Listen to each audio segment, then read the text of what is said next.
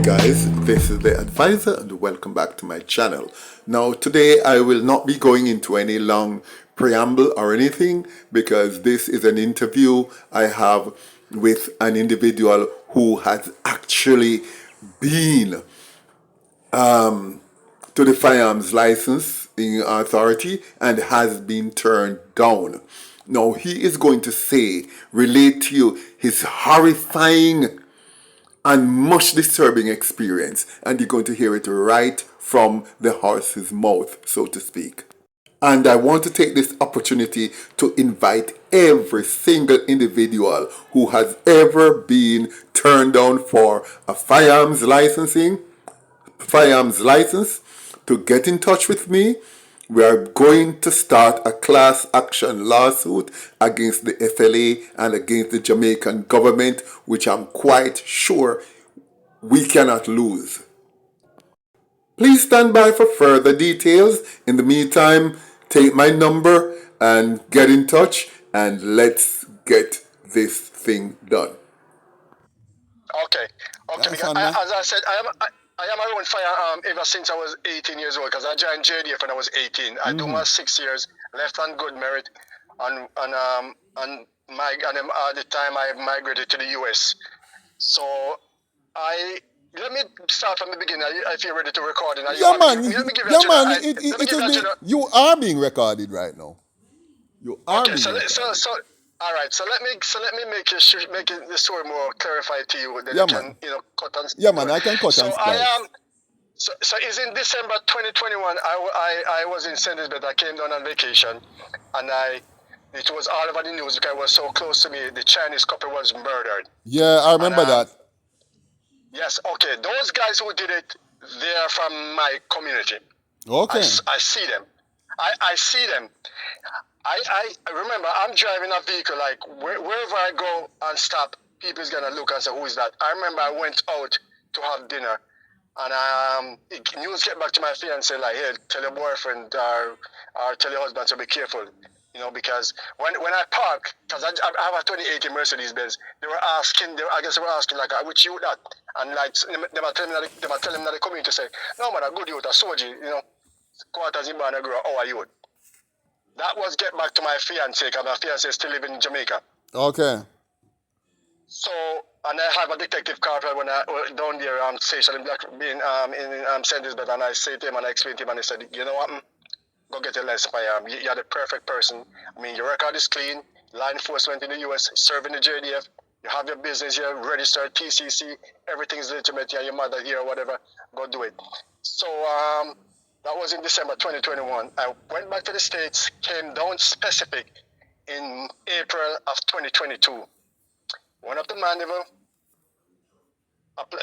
get the application, fill it out, everything what they ask for.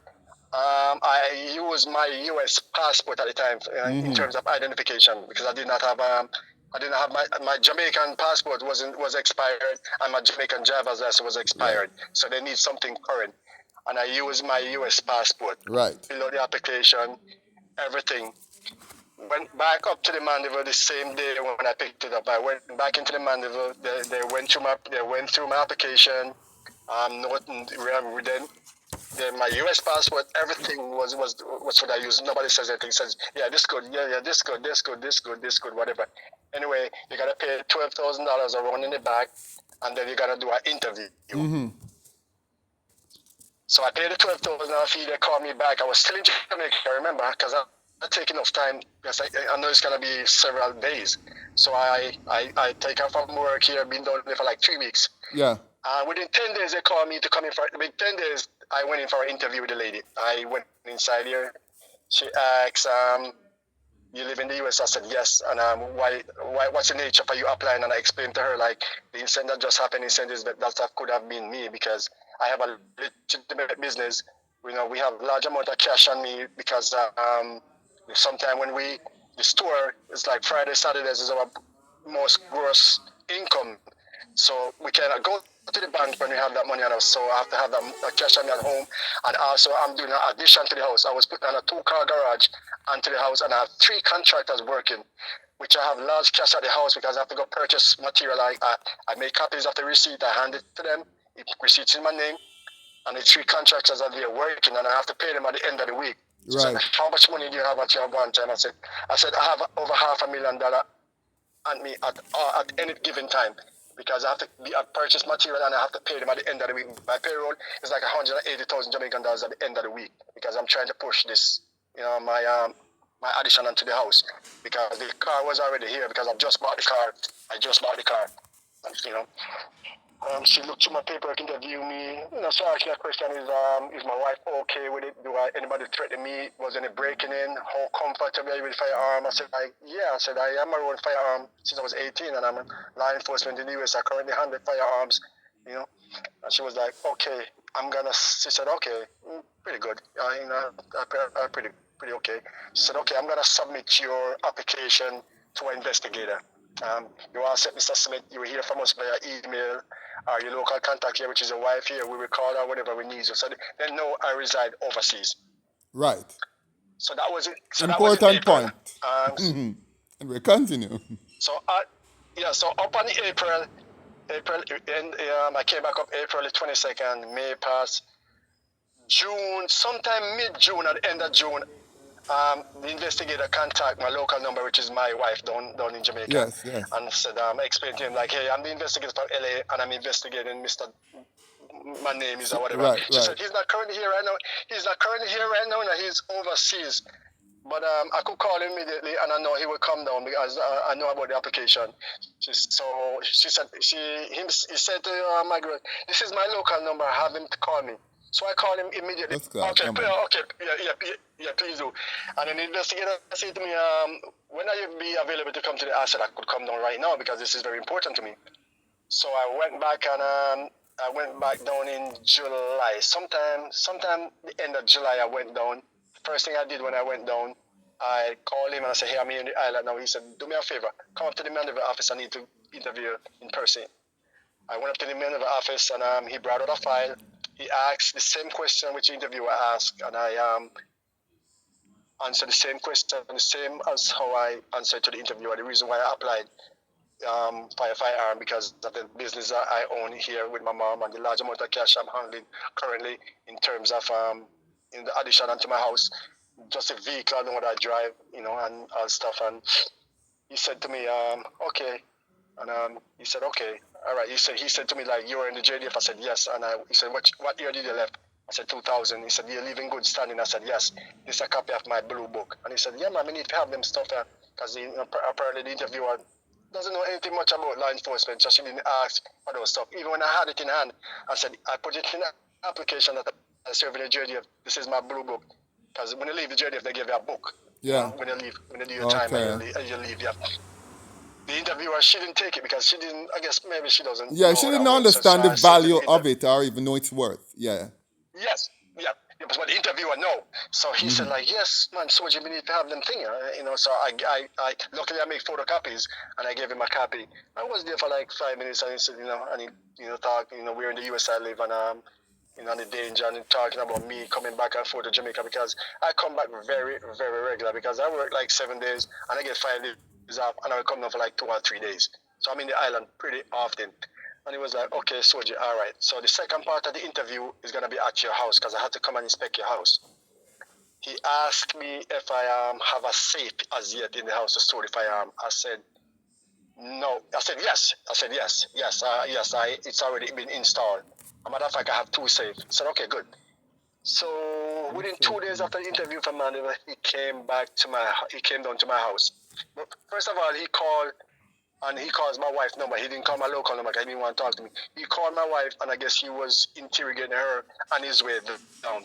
Like he said, I don't want to speak to you in front of your husband. Go somewhere privately. And I don't know what he said to her, but he talked to her from Mandeville all the way down to my house. He came to the house. He introduced himself again. I said, okay, yeah, good. And he said, come on in. I showed him all entrance to the house is grill. I showed him the safe. He looked at it, made sure that it was secured to the surface. It was. And he was there like 5 minutes, and he see the work was going on, and he saw the car. He looked at the car, it's a nice vehicle, and he said, "Yeah, I just bought it, you know." And he's saying to me like, "You know what, Soji, don't worry yourself. I could see that you are a perfect candidate to own a firearm because of the severity of the danger you're in terms of the business, coming back home with the money at times, while you're even here." He explained the danger, whatever. I said exactly. He said, "Don't worry yourself. I'm gonna advocate to the board for you. Don't worry yourself." But careless, so said and so done. I got that was in July of 2022. I got an email, but randomly I could check my status because I have an ID number and my TRN. Which I could randomly check the application. Like they have this thing which you could check the status of the application, and you could see everything there. Okay. And I checked, and I saw that a decision was made on my application. Yeah, but how long after the home visit did you see that? Okay, so that was in July of 2022. I'm seeing that like 2 days of May 2027, because I got the decision of May 2029. The 2 days before, I check my status, and I see that they updated that a decision has been taken on this on your application, but nothing else. Because they said the result via email. So I checked my email on the 29th 29th of? of May 2023. Okay. So that's like 13 months after the Yeah, application. wow. No, just to backtrack. After they interviewed me in July 2022, they called me back in November that I need to be fingerprinted. And I said, because my brother have his. I mean, everybody said that's kind of strange. Because I remember I did the application in terms of you have to do a background check. You got to go by MAPEN to do the fingerprint for the background check, and you have to turn that in with the application as well. And I said, okay, it's kind of strange. So I But went hold on, December 2022. Brethren, let me tell you where the mistake you make. You never realize, say, calling you back in was was in the hope, say, you would go grease them palm. But you not think, you're that was too the bait. naive. Oh yes. Yeah. Because everybody was saying, even my brother was like, okay, so maybe they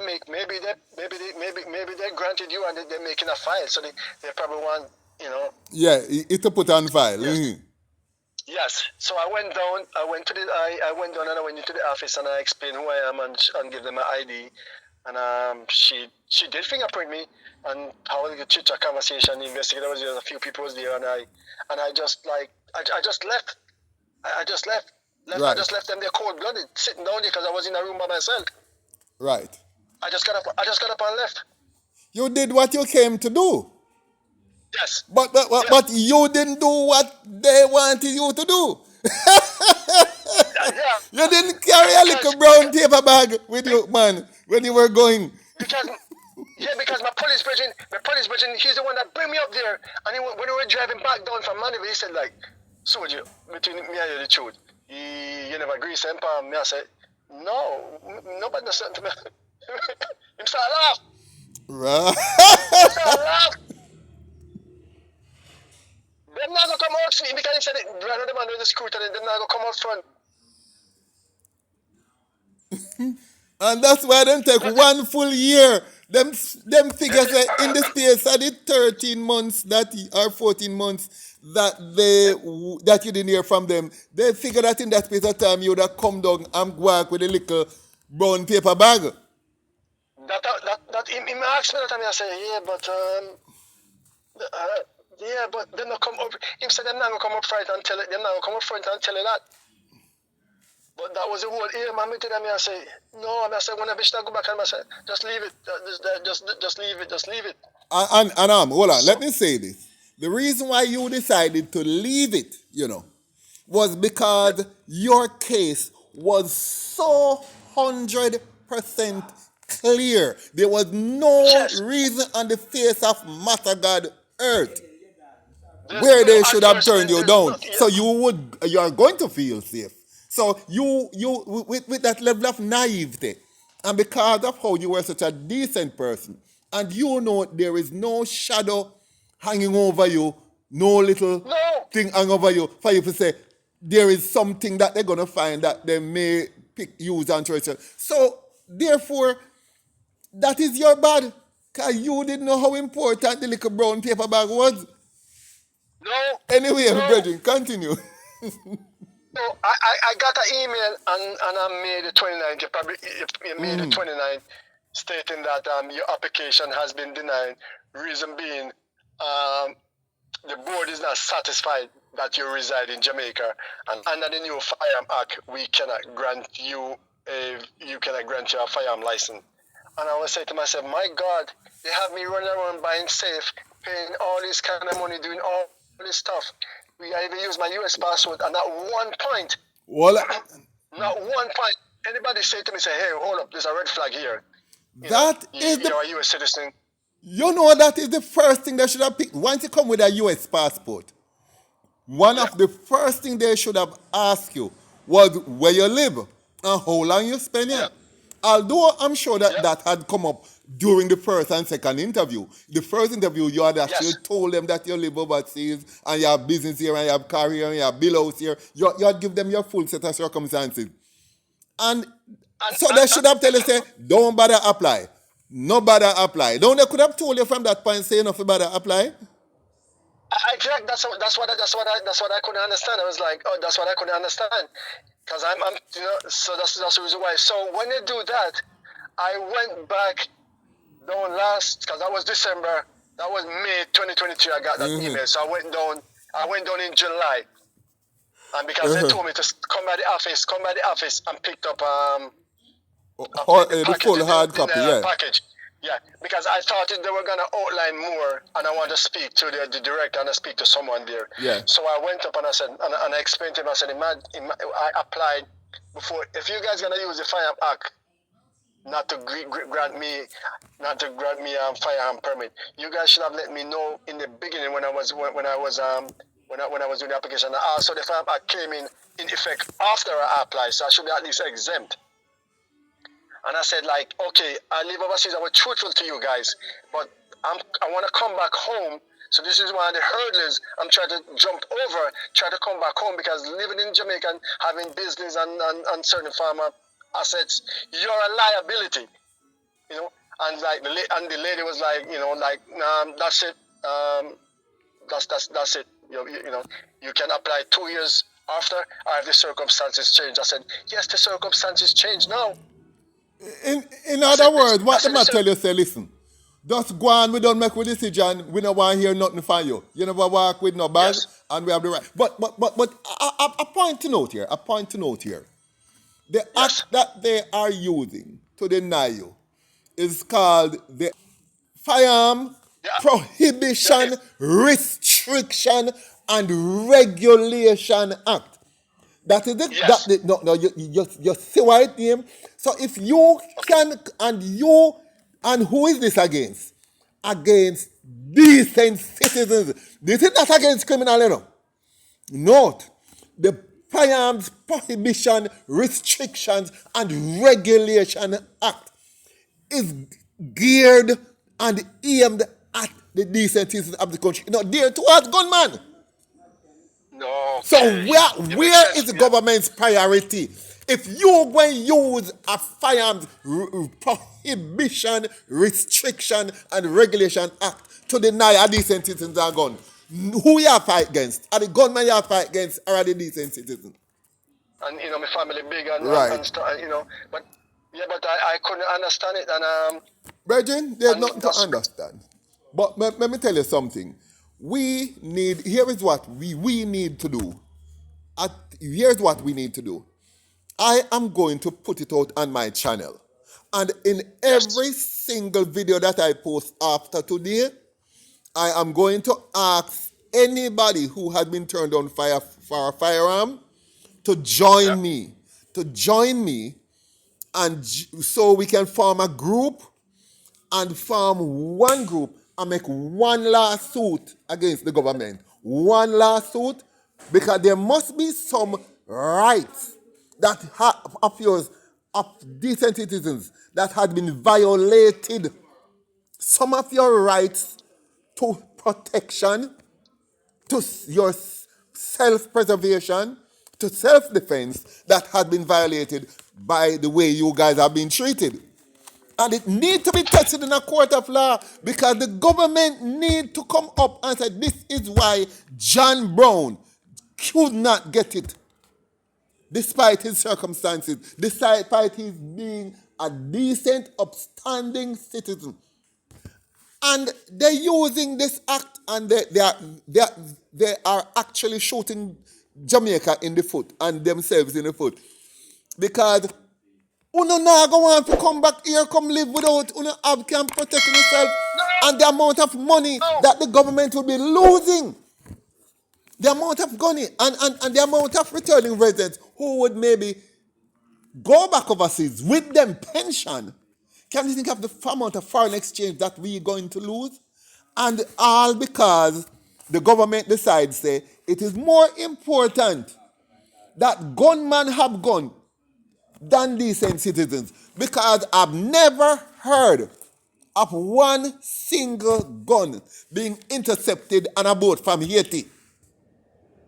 So if they had put the same energy that they put in restricting decent citizens from having firearm, can you imagine? I think it's just a status symbol. They just figure some people and some me have it, you're not supposed to have it. You remember you used to walk around with a cell phone and the big one and the small and the rich man, or everybody have it. Yes, you know what I'm saying? Yes. I think it's just a status symbol, you know what I'm saying? Because some people have it, it's like they never wear a shirt. This can be tested in court, you see? This, sir, I would like us to test this in a court of law. And when it is tested in court, make the whole world can look on and see. Because I think there's some serious human rights violation is happening here. And we need the government to come and tell us why we should not think of it ourselves. And there should be some form of a compensation. And this could be taken right to the Supreme Court. And I doubt they want to go that far. So here is what I'm going to say. Because, sir, and if you partner with me on this, believe me, you are going to get your firearm somewhere in future. And an apology and maybe some form of compensation. But I know you will come on board. So let us see if we can find some other people who will come on board with us. Because, I mean, you have a legitimate business I'm paying my TCC taxes, you know, the business I registered, you know, a two business, I'm employing people. My sister is employed, my mother is employed, and I have these little man where, you know, because we have a wholesale, like, which,